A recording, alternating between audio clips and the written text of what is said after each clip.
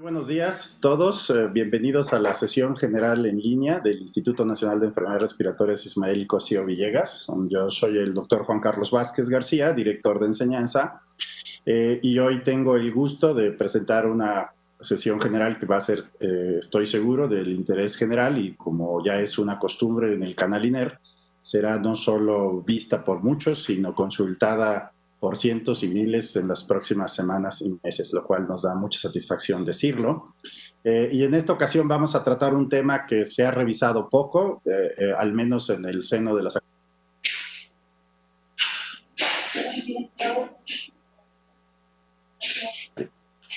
y bueno, es una magnífica oportunidad para tocar lo que es en relación al tabaquismo y vapeo, qué papel juegan en esta época del COVID-19. Y tenemos dos extraordinarios ponentes que me da mucho gusto presentar. El primero de ellos es el doctor José Rogelio Pérez Padilla. El doctor Pérez Padilla no necesita mucha presentación. Él fue director del instituto en el periodo de 2008 a 2013.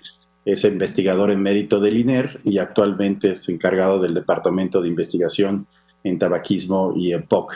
El doctor Pérez Padilla, como también muchos saben, lideró el combate a la pandemia H1N1 en 2009 y desde entonces hizo observaciones y hallazgos científicos relacionados a temas diversos en cuanto a las infecciones respiratorias como altura y como tabaquismo.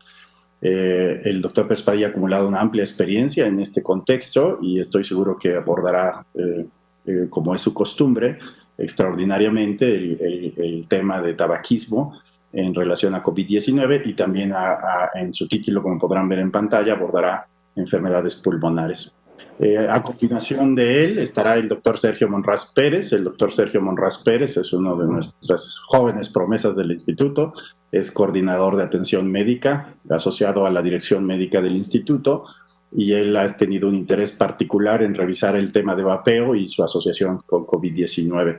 Entonces, sin quitarles más tiempo, les voy a pedir que presenten sucesivamente, primero el doctor Pérez Padilla, como lo he anunciado, seguido el doctor Monraz, y dejaremos un espacio al final de la sesión para preguntas y comentarios con nuestros amigos que estén en línea.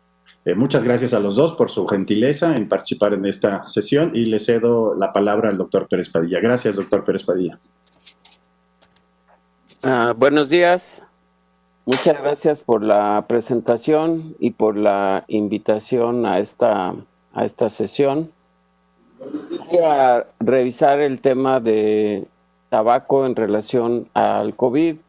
Y lo primero es recordarles un poco el impacto que tiene el tabaquismo en las enfermedades. Se estiman en 8.3 millones de muertes cada año debidas al tabaquismo. Es el 14% del total de los fallecimientos. Y de estos, 1.2 millones se estiman debidos al tabaquismo pasivo, que no podemos olvidarlo. Por eso son todos los espacios libres de humo y por eso son tan importantes que se vayan generando y se aprueben en todos lados. En México se estiman 50,000 muertes debidas al tabaquismo, de las cuales 10,000 son por tabaquismo pasivo. Es la primer causa prevenible de muerte en los hombres, la primer causa de muerte en el siglo XX.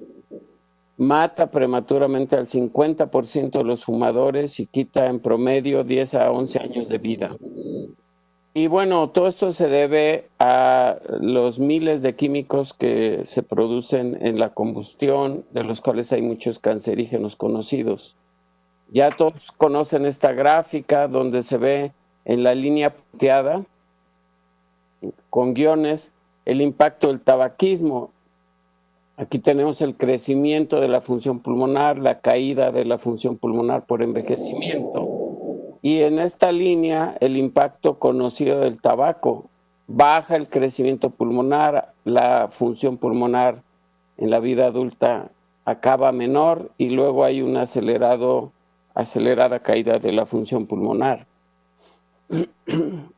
Aquí está desglosadas las muertes por tabaquismo, isquemia miocárdica, EPOC, cáncer pulmonar, y vean ustedes que en rojo están las que se han asociado como factores de riesgo para COVID o relacionadas al COVID. Dentro de ellas están pues, las infecciones respiratorias agudas. Entonces, todas estas causas también tienen una relación con el tabaquismo. Aquí tenemos la gran lista de enfermedades asociadas, cánceres, 30-40% asociados al tabaquismo, y los eventos a corto plazo que se deben a fumar, de los cuales voy a tocar con más detalle, pero cambios en el sistema inmune, sobre todo para las infecciones, eventos cardiovasculares, exacerbaciones que ustedes conocen muy bien. En abril se hizo una publicación en una fase muy temprana pues, de la pandemia. Se hizo una publicación sobre las posibles implicaciones de fumar en tiempos de COVID. Y en este posicionamiento participó, como pueden ver, el Instituto Nacional de Enfermedades Respiratorias y también ALAT. Y aquí, bueno, se hacía una pues una explicación de las posibles interacciones entre tabaquismo y COVID. Entonces, hay varias vías en las que se puede interaccionar el fumar con el COVID ahora. Entonces, a la izquierda tenemos lo que es el tabaquismo, a la derecha una serie de desenlaces relacionados al COVID. Entonces, arriba vemos que hay una serie de circunstancias que de hecho favorecen o ponen grupos de riesgo, como podría ser la situación socioeconómica o ciertos aspectos de la personalidad, como la toma de riesgos, que es mucho más frecuente en jóvenes. Entonces, pudiera haber situaciones sociales o socioeconómicas que favorecieran ambas. Pero el primer mecanismo de interacción directa entre el tabaquismo y los desenlaces en COVID es la afectación de los mecanismos de defensa, sobre todo de las vías respiratorias. Esto ocurre de manera temprana al iniciar a fumar y favorece muchas infecciones, como veremos. Una segunda vía de interacción es el contagio por la manipulación y además por compartir cosas relacionadas a fumar. Y esto, bueno, se entiende mucho más fácil si se comparte, por ejemplo, un cigarro electrónico, un cigarrillo, o hay contacto a través de ceniceros y los hookahs, por ejemplo, que sí se suelen compartir. Entonces, esa es una vía posible de contagio y han salido varias alertas, aunque no brotes así identificados, pero sí alertas sobre estas posibilidades de contagio. Como saben, el virus permanece pues bastante tiempo vivo en superficies. Y la otra vía que es muy, muy importante es a través de la generación de comorbilidades. El tabaquismo se asocia, como vieron en las diapositivas previas, con muchas enfermedades crónicas y agudas, y estas se ha demostrado en las infecciones por el COVID-19 o el COVID-19, que son factores de riesgo para mortalidad o para desenlaces adversos. En la parte izquierda podemos ver cómo una serie de comorbilidades asociadas a EPOC y también son comorbilidades asociadas a desenlaces adversos en el COVID. Y la EPOC para nosotros pues es muy importante, pero enfermedades cardiovasculares, la misma diabetes mellitus, la enfermedad renal crónica, cánceres, ha habido cada vez más asociaciones de enfermedades con el tabaquismo. Además también el tabaquismo afecta la permeabilidad alveolo capilar, se ha visto que favorece la aparición de sida, por ejemplo, y afecta la oxigenación tisular y la oxigenación pulmonar. Y entonces, bueno, estas son como las vías de contacto conocidas y muy relevantes. Entonces, aquí un listado de los factores de riesgo asociados a COVID. Y ustedes podrán ver que muchos también coinciden con los del tabaco. Aquí tenemos, por ejemplo, lo del hacinamiento, que son grupos en alto riesgo de contagio de enfermedades respiratorias. Fueron en su momento para influenza y ahora que viene, pues hay que tener cuidado. Pero los contagios por vía respiratoria son muy altos por cualquier virus, ¿no? Y otra serie de factores de riesgo. Aquí tenemos los factores de riesgo y el OR de mortalidad. Estos son tomados de la base de México y podemos ver, bueno, en rojo varias de las situaciones que están favorecidas. Y en este esquema acerca a la causalidad o a la etiología podemos ver el tabaquismo. Esta es en la base mexicana, cómo hay una asociación directa de tabaquismo con diabetes 1.2 y a su vez diabetes con mortalidad. Entonces, esta vía indirecta a través de las comorbilidades es bastante clara y es muy conocida. Por ejemplo, en esta base, en el momento en que la analicé, podemos ver que el EPOC duplica la mortalidad en la base mexicana y el tabaquismo incrementa 3.4 veces el riesgo de EPOC, y así cada una de estas de las que aparecen en la base mexicana. También otra cosa importante es que no solo la presencia de ciertas comorbilidades, sino el número de ellas. Es decir, es bastante común que una misma persona tenga 1, 2, 3, 4 comorbilidades de las que les había mencionado. Y conforme aparecen una segunda, una tercera, una cuarta, el riesgo de mortalidad se va yendo hacia arriba. Y además el tabaquismo está asociado a la presencia de varias al mismo tiempo.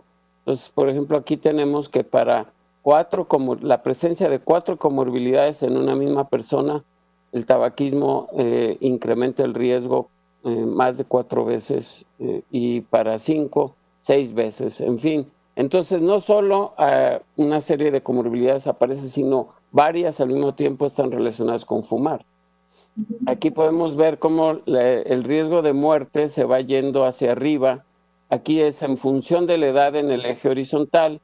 Es un factor muy, muy importante en el caso del COVID-19. Para influenza se vio diferente, pero digamos aquí, a mayor edad, más mortalidad. Esta línea continua es sin comorbilidades y luego cada una de estas líneas es conforme se van agregando las comorbilidades.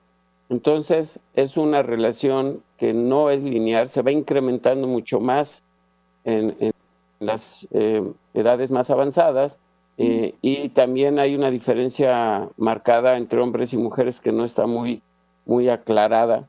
Y vean ustedes cómo se incrementa con 0 comorbilidades, pero con cada una adicional pues va incrementando el riesgo de muerte y en todo esto el tabaquismo tiene que ver. Entonces, ¿cómo sucede esto? Bueno, aquí tenemos el humo del tabaco con más de 7,000 en las cuentas que me tocó ver más recientes, sustancias químicas que producen un estrés oxidativo muy importante, que es uno de los mecanismos y que produce irritación, alteración en las defensas, la carcinogénesis, los daños pulmonares y los daños cardiovasculares, y todos esos tienen que ver con el COVID-19. Los mecanismos inmunes se afectan notablemente por fumar, y entonces tenemos los mecanismos innatos en la parte izquierda que requieren una barrera intacta que se daña por la inflamación de fumar. Entonces aquí están los mecanismos ciliares o mucociliares y también los mecanismos de defensa naturales que tenemos. Entonces, por ejemplo, se pueden acumular por el humo del cigarrillo células inflamatorias o macrófagos, como todos los que hacen lavas bronquialveolares saben, pero se afecta adversamente la capacidad de matar microorganismos por el cigarro. Entonces, los mecanismos más importantes de defensa de manera inmediata se afectan, pero también se afectan los mecanismos de respuesta inmune adaptativa, las inmunoglobulinas. Entonces, se empiezan a colonizar las vías respiratorias y, y finalmente ya cuando hay comorbilidades, aquí está ejemplificado, por ejemplo, la transformación maligna, pero la metaplasia escamosa, que es común en los fumadores, ya afecta notablemente los mecanismos de defensa. También se sabe que se afecta el microbioma, en este caso por el COVID-19 hay una densidad microbiana más alta con menor diversidad, pero en el SIRA también se ve que el microbioma se modifica, pero ya desde la persona que fuma ya tiene alterado el microbioma y esto puede favorecer infecciones adicionales. Entonces hay una serie de bacterias que se incrementan en frecuencia en los fumadores y otros que disminuyen en frecuencia. Entonces, se sabe, por ejemplo, que hay una larga lista de infecciones que se favorecen. El resfriado común 2 veces por fumar, la influenza, la neumonía comunitaria, la infección por neumococo invasiva, por legionela, las exacerbaciones de POC, la tuberculosis en todas sus fases, las infecciones por meningococo y lo que más nos ocupa ahora, el MERS y el COVID. Y bueno, les comentaba que este daño grave, SIRA, se favorece por tabaquismo, no solo en el COVID, sino ya por otras causas también. Y bueno, hay varios mecanismos. El daño oxidativo probablemente sea uno de los muy importantes, pero se aumenta la permeabilidad capilar y epitelial. Y bueno, hasta el tabaquismo pasivo se ha ido asociando con cada vez más infecciones, sobre todo en los niños, que son los que más lo sufren, pero no solo en niños. La diabetes, que es uno de los factores de riesgo más importantes para infecciones en México, también se ha ido asociando con fumar. Entonces, no solo porque se aumenta la resistencia a la insulina, pero se ha visto que el control de los diabéticos es más difícil en las personas que fuman y no se diga las complicaciones diabéticas se van incrementando considerablemente en los fumadores. Ahora, se han dado varias metaanálisis para ver el impacto de fumar en los desenlaces de COVID. Entonces, aquí, por ejemplo, en este que es uno de los tempranos, se ve un riesgo de 2.5 para desenlaces pues fatales y críticos. Y aquí tenemos los estudios, cada línea es un estudio, como ustedes saben. Entonces, en este se encontró alrededor de 2 veces más riesgo por fumar. En este, pues más o menos 2 veces. Muchos de los estudios que aparecen en estos metaanálisis son los mismos y muchos provienen de China porque pues ahí empezó la pandemia y son los que más han reportado. Y el último metaanálisis lo hizo el doctor Jiménez Ruiz, un colega de España muy conocido. Entonces él encontró 19 estudios para metaanálisis con 6.487 pacientes. Todos son series de casos, o sea, la calidad de los estudios en cuanto a etiología es todavía limitada y ninguno tenía, por ejemplo, una razón de Mobius o un OR ajustado. Y en este metaanálisis podemos ver que también en este caso es para evolución mala, es más o menos 2 veces más riesgo de una evolución mala. Aquí están los estudios, de nuevo, pues la mayoría siguen siendo originarios en China, y hay una variabilidad muy grande de los resultados. Si se fijan, algunos están inclusive hacia la izquierda, la mayor parte hacia la derecha, pero hay una gran variabilidad y hay pues un peso muy grande de 2 o 3 estudios. Este es del mismo metaanálisis del doctor Jiménez Ruiz. Para evolución crítica o muerte se reducen los estudios, siguen siendo predominantemente provenientes de China, pero el OR se mantiene cerca de 2 y la variabilidad de estos estudios en particular es menor. Entonces, en conclusiones, pues genera comorbilidades de riesgo. Es muy importante esta contribución. Altera ampliamente los mecanismos de defensa, incluyendo los de los virus y de los virus que nos interesan ahora, son los coronavirus, y en particular del que genera el COVID-19. Modifica la microbiota, favorece la aparición de SIRA. Y bueno, pues hay que recalcar que la información sobre tabaquismo es escasa. Los estudios son de muy pocos pacientes para todos los que ha habido.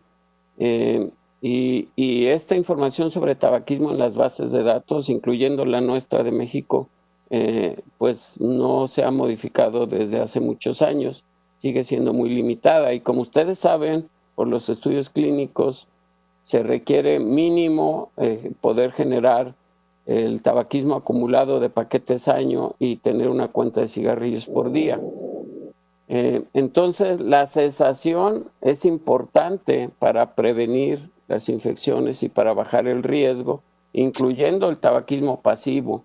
Y bueno, pues ahora en esta época ya se está haciendo la vacunación de flu y de neumococo para los fumadores. Es una de las indicaciones, obtener información de menor calidad. Entonces, aquí les quería mostrar en esta diapositiva cómo se recupera la información de tabaquismo en los reportes de México, y aparece tabaquismo y hay que contestar sí o no, pero ¿de cuál tabaquismo estamos hablando? ¿Del actual, del previo? Y cuando menos ustedes saben, se requerirían estas preguntas.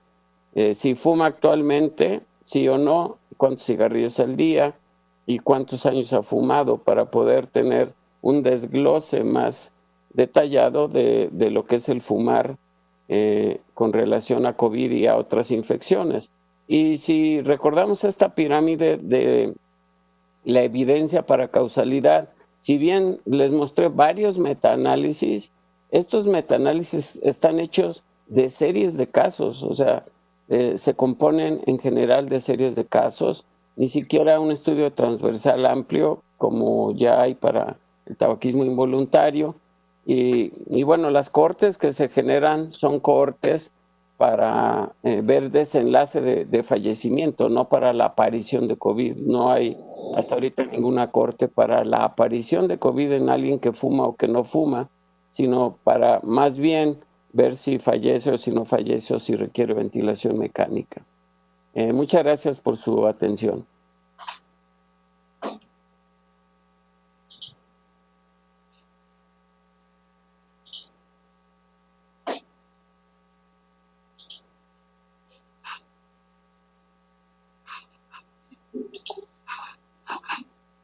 Okay.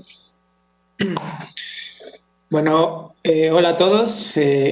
Gracias al doctor Pérez Padilla por la presentación. Ahora vamos a tocar este tema de vapeo y COVID-19. Antes que nada, quiero agradecer al doctor Juan Carlos Vázquez, a Enseñanza y al INER en general por haberme invitado a esta plática.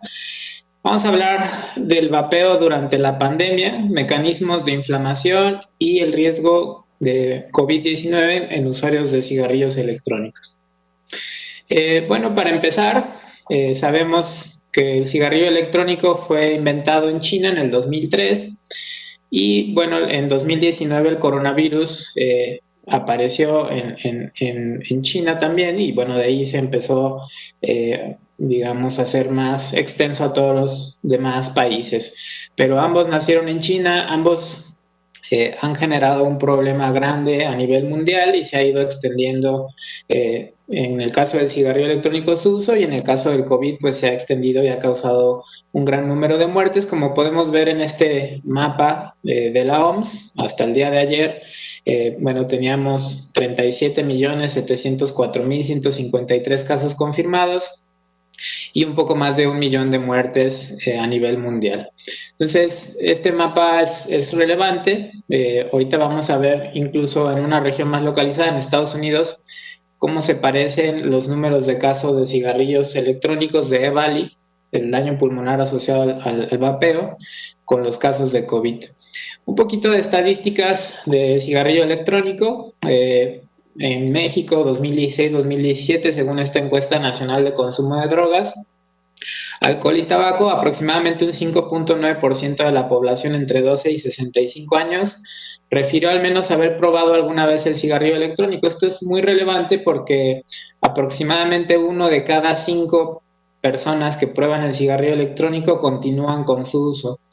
Entonces, esta era una estimación de 1 millón de usuarios regulares en México para esas fechas.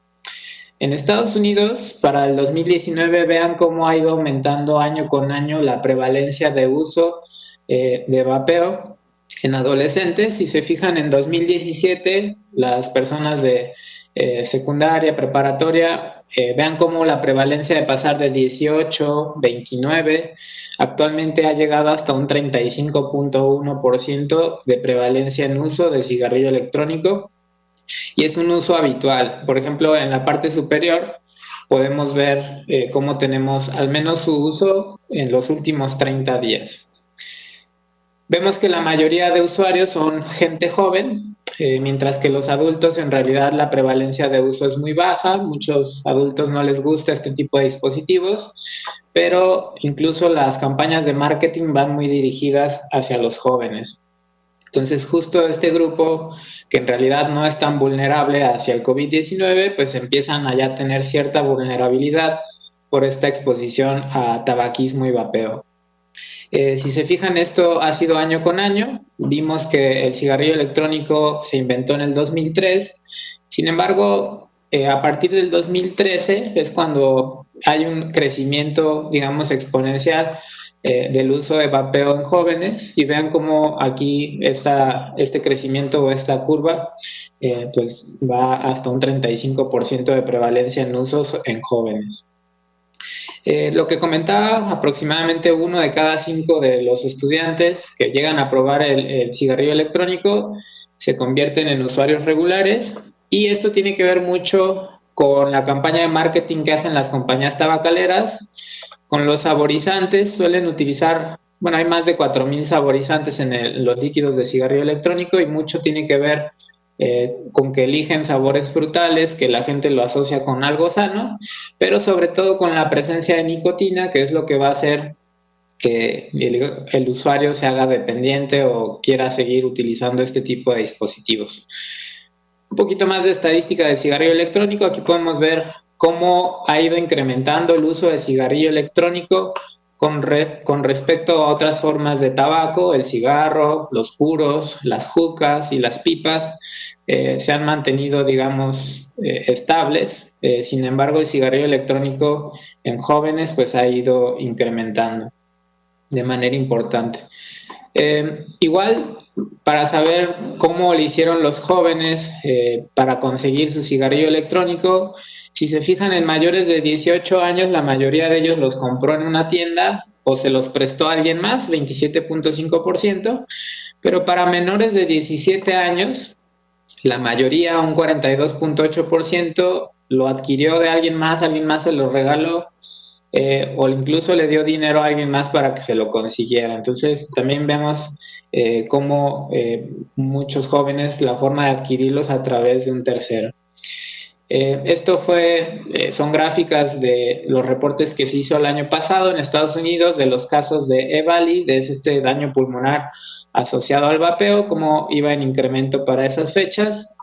sobre todo personas jóvenes, 10 a 19 años de edad, y jóvenes entre 20 y 29 años de edad, eran los más afectados.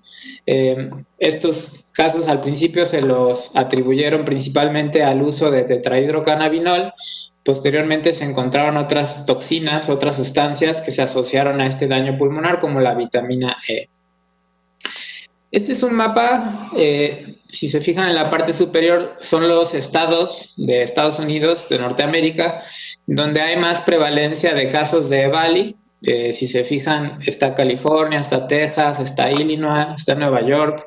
Y si se fijan en esos estados en verde, en la parte superior, que son donde más ha habido casos de EVALI, bueno, algunos estados coinciden con los que más han reportado casos de COVID-19 en la parte inferior. Entonces es muy parecido a los estados en los que hay más casos de EVALI. Algo relevante es que se espera que para el 2021 haya aproximadamente 55 millones de usuarios de cigarrillos electrónicos, y también vean cómo el tabaco calentado, no combustionado, como son los IQOS, también va en un incremento su uso. Para el COVID-19, algunas conductas de riesgo, pues es que muchos de los jóvenes se prestan estos Juuls o el cigarrillo electrónico, pues eso involucra pues este posible contagio de fomites. También pues muchos de los usuarios de cigarro, tanto tabaquismo como vapeo, pues las personas suelen tener más tos, más expectoración, puede ser más estornudo tal vez. También suelen tener estas conductas de juntarse varias personas para hacer este tipo de prácticas, de generar mucho humo. Entonces, bueno, todo eso los pone en un riesgo mayor también, aparte del riesgo propios al cigarrillo electrónico. Esta es una encuesta que se hizo en Canadá respecto a cómo se están comportando los jóvenes antes de la pandemia y durante la pandemia, cuando ya hubo la orden de confinamiento, y vemos cómo del lado izquierdo en la tabla pueden ver que se ha incrementado el uso de sustancias como el alcohol, también, pero sin embargo otras sustancias como el uso de cannabis, por ejemplo, o el vapeo, en esta encuesta se vio una disminución en su uso. Otra pregunta que se hicieron en este estudio en Canadá es cómo estaban usando las sustancias los jóvenes, si era solos, si era con sus padres, si era con otros amigos cara a cara o incluso vía remota. Y se dieron cuenta que muchas de las sustancias que están usando los jóvenes, sobre todo, por ejemplo, el cigarrillo electrónico, podemos ver que la mayoría de los usuarios lo hacen, pues no sé si a escondidas, pero al menos solos.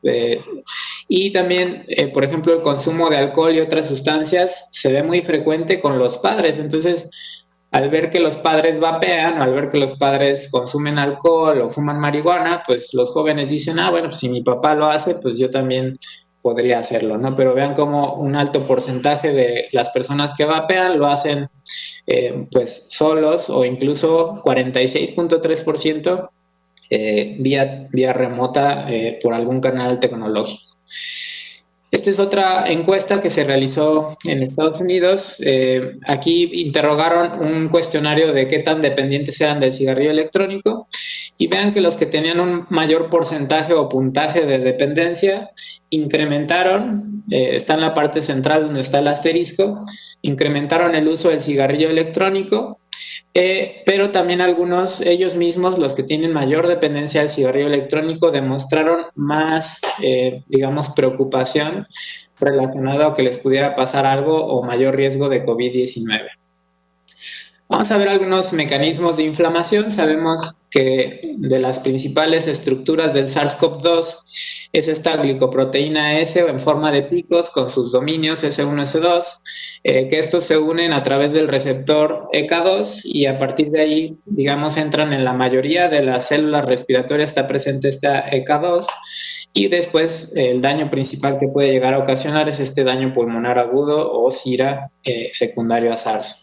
¿Qué pasa en el fumador y en la persona que vapea? Pues ya lo comentó el doctor Pérez Padilla, pero tenemos, digamos, una alteración, una afectación del aclaramiento mucociliar, que también va a ocasionar que tengamos un menor aclaramiento viral.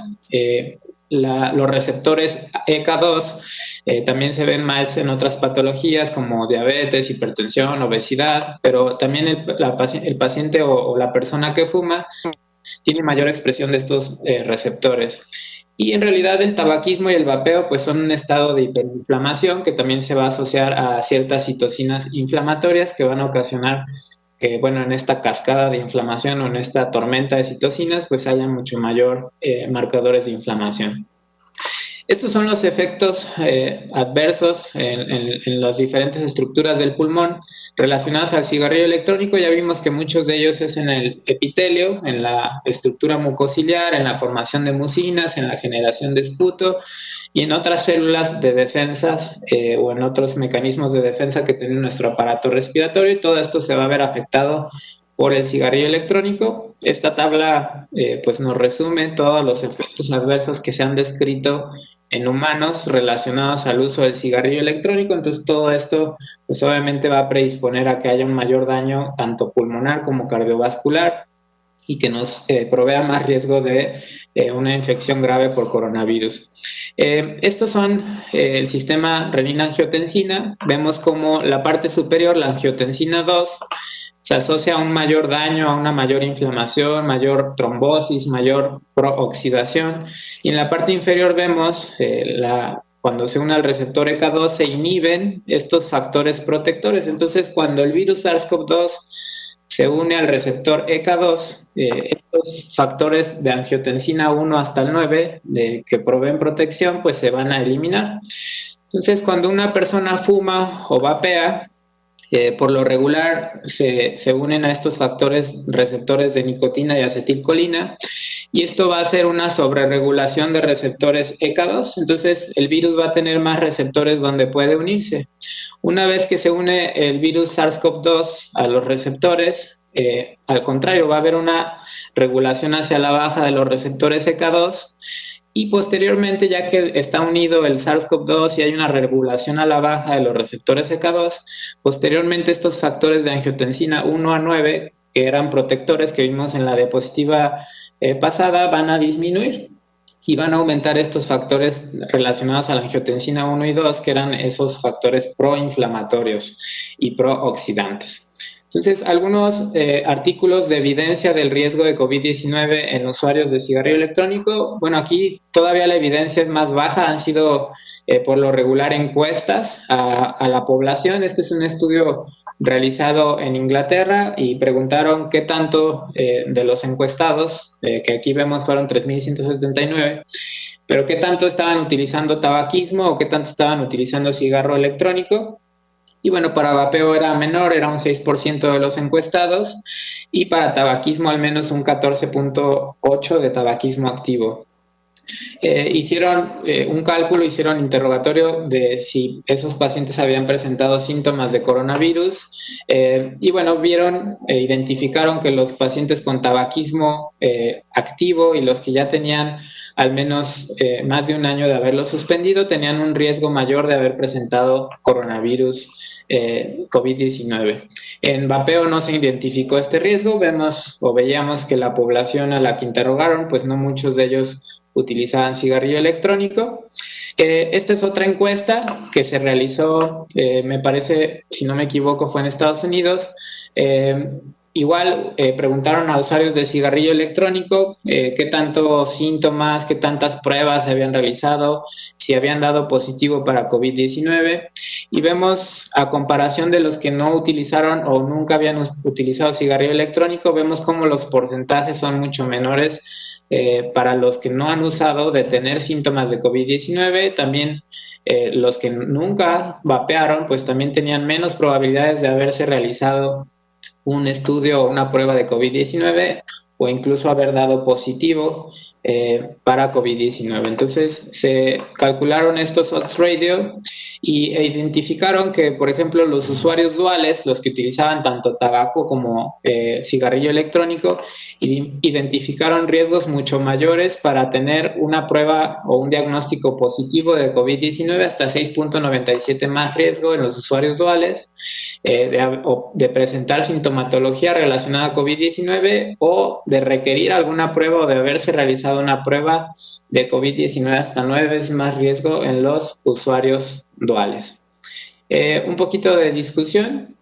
Vemos en muchos de los estudios se ha criticado que no se interroga adecuadamente el tabaquismo y el vapeo. Entonces, eso es algo importante que debemos de hacer en nuestras prácticas, tratar de identificar pacientes que fuman, si fueron exfumadores, si vapean, qué tipo de dispositivos utilizan.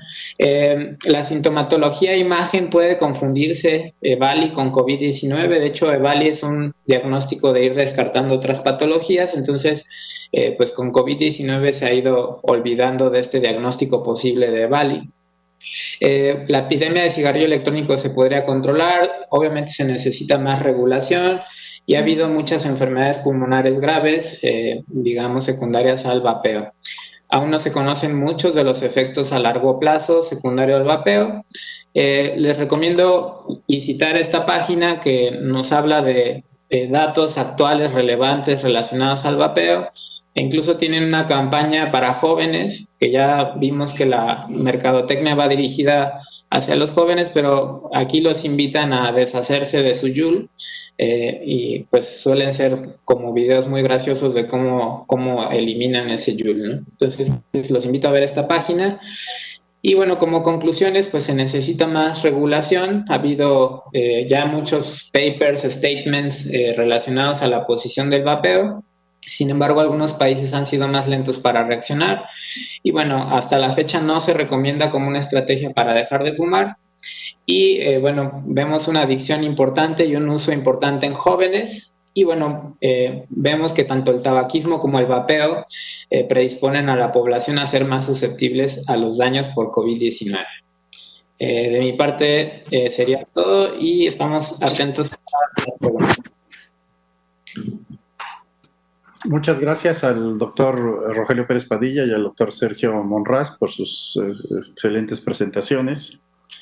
Sin duda nos han puesto al día en el conocimiento del tabaquismo y el vapeo y sus riesgos, no solo para el COVID-19, sino para las infecciones respiratorias en general. Hay algunas preguntas que tenemos del auditorio, en lo particular para algunos dirigidas. Al doctor Pérez Padilla, el doctor Ramsés Falfán le pregunta si el riesgo de tabaquismo asociado en hombres está relacionado al estatus de tabaquismo. Supongo que si es activo o grado de tabaquismo, algo así. Es un asunto relevante, pero aún ajustando por tabaquismo, en donde se ha podido hacer, persiste mayor riesgo en hombres que en mujeres. Yo creo que es un asunto que vale la pena desglosar, pero pues no se puede ajustar bien si lo único que se recupera es tabaquismo, sí o no. O sea, se tiene que ahondar más en el análisis de fumar, ¿no? Ok. Al doctor Monraz nos preguntan que si puede abundar un poco más en EVALI, en la lesión pulmonar asociada a tabaco, que fue una alarma el año pasado sin duda, y que este año pues no sabemos si se han confundido con afección pulmonar por COVID o si hay algo o ha habido menos. ¿Qué podría ampliar, Sergio? Sí, bueno, de los EVALI al principio había bueno, en julio del año pasado, cuando se empezaron a describir, sobre todo en Illinois y en Washington, en Wisconsin también, empezaron a incrementar los casos, se tenía un conteo, de hecho una estadística, digamos, rigurosa de cuántos casos iban habiendo de EVALI. Sin embargo, con la aparición del COVID-19, pues obviamente muchas de las lesiones que son parecidas, por ejemplo, algunas de ellas, como esto de vidrio ilustrado bilateral en parches, alguna de la sintomatología, pues se fue confundiendo con el COVID-19 y ya no ha habido tanto registro de casos de EVALI, digamos, y sobre todo porque falta hacer todos los estudios que se necesitan para irlo descartando, ¿no? Porque es una es una enfermedad que se tiene que descartar casos de infección, de autoinmunes, neoplásicos, para dar con un caso confirmado.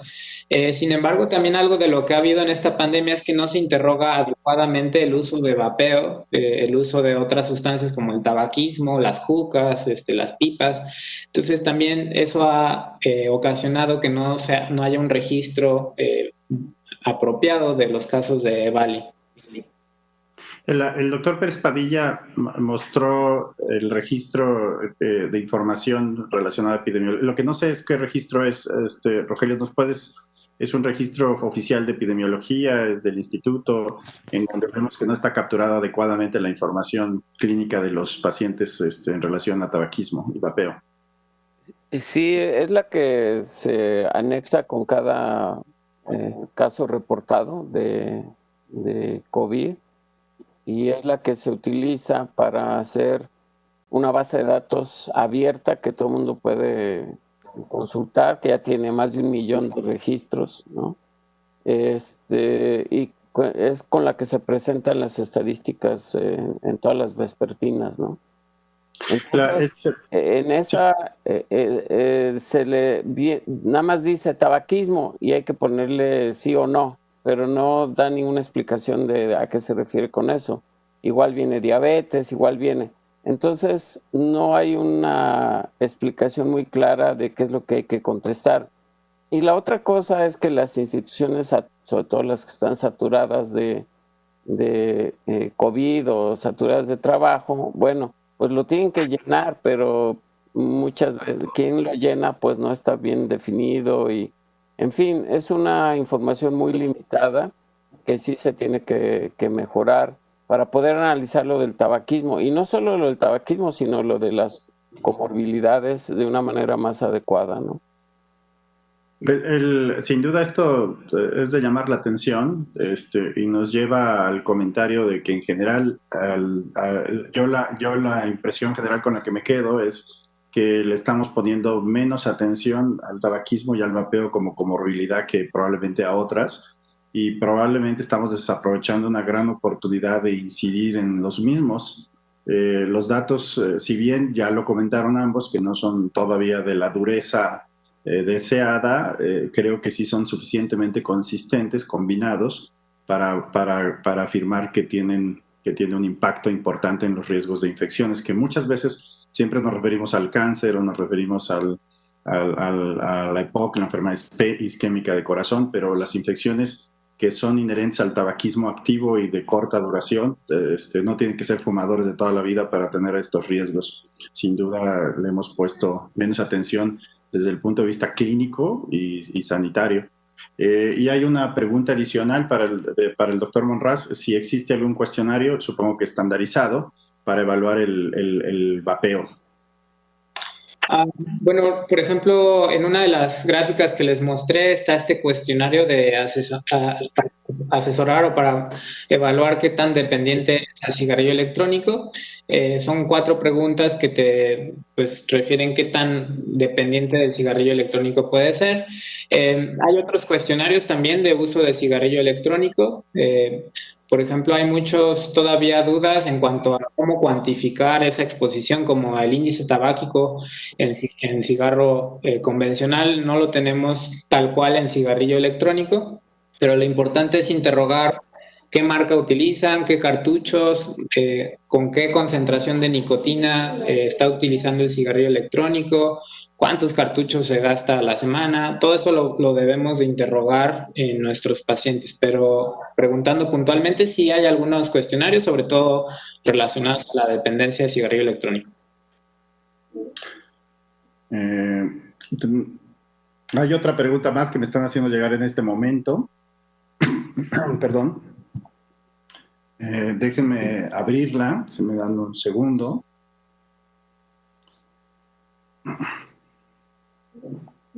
Al doctor Monraz, ¿se sabe qué tipo de daño pulmonar generan los dispositivos de tabaco calentado? No sé si que la pregunta mejor que yo. Sí, se refiere a estos dispositivos en los cuales hay un calentamiento sin generar combustión. alguna marca comercial es estos que se llaman IQOS de Philip Morris. Estos dispositivos tienen mucha glicerina, glicerina, y bueno, la combustión de esta glicerina también se asocia a ciertos carcinógenos y algunas otras sustancias que dañan el pulmón. No hay tanta evidencia como por ejemplo con los cigarrillos electrónicos, que tenemos todavía ya más estudios del daño que pueden generar. Sin embargo, pues son los mismos carcinógenos, solamente no hay una combustión. Entonces son las mismas sustancias más la glicerina, sin embargo solamente está ocurriendo un calentamiento sin haber esa combustión. Entonces las tabacaleras afirman que el daño es mucho menor que relacionado a una combustión, pero todavía tenemos todos esos carcinógenos y esas toxinas que hay en el cigarro, más aparte la glicerina y todos, digamos, los daños que puede hacer el inhalar ese, digamos, carcinógenos, esos tóxicos calentados, de todas formas hace un daño importante en el sistema respiratorio. Bueno, pues sin duda con esta serie de preguntas redondeamos el tema y estamos seguros de que hemos cubierto un vacío importante, al menos en la difusión. El conocimiento también falta, pero creo que la difusión de este conocimiento teníamos una deuda ahí pendiente. Muchas gracias a ambos, al doctor Sergio Monraz Pérez y al doctor Rogelio Pérez Padilla, por su gentileza, su tiempo y compartir sus conocimientos con nosotros. Muy buenos días y muy buenos días a todos los colegas del auditorio. Muchas gracias y buen día. Gracias. Hasta luego.